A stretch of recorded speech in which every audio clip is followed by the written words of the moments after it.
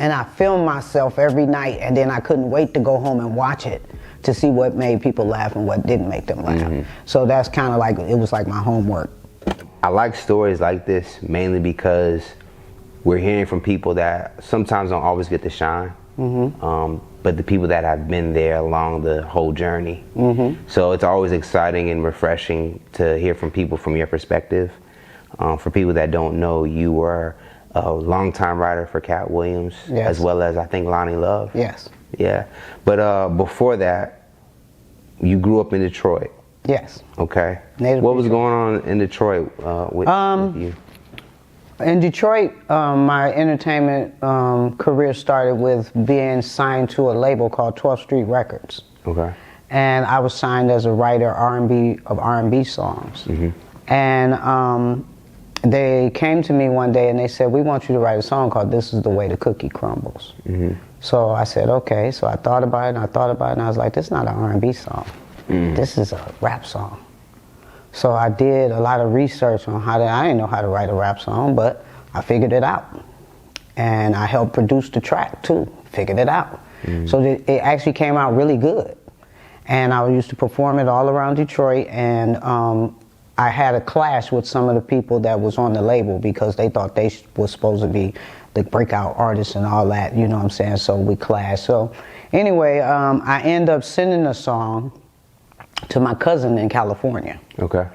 And his wife was friends with Sharitha Knight. So she gave the song to Sharitha Knight. They liked it. So that amped me to up and pack all my things up and my child and move to California. And I moved to California, and on my way, I had a layover in Las Vegas. And I called my mother, and she said, where you at? I said, I'm in Las Vegas. And she said, oh, she said, baby, did you hear what happened? And I said, no, what happened? She said, Tupac been shot. And I said, are you kidding me? She's like, yeah. I said, where? She said, in Las Vegas. I said, I'm in Vegas. So I kind of took the phone away from my ear, and I could hear the sirens. And I was like, wow, that's crazy, you know. So anyway, a couple days later, of course, he passed away or whatever, and I met up with Sharitha a couple of times about doing music, and it just didn't work out. So I pursued music for a while, and then it led me to meeting people like Michael Collier, Ronaldo Ray, Eddie Griffin. The music somehow led me to meeting those people.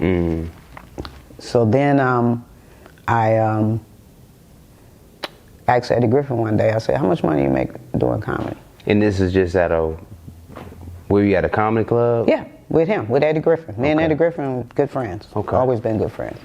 And we just, at one point, I really spent a lot of time with him. Like, I did.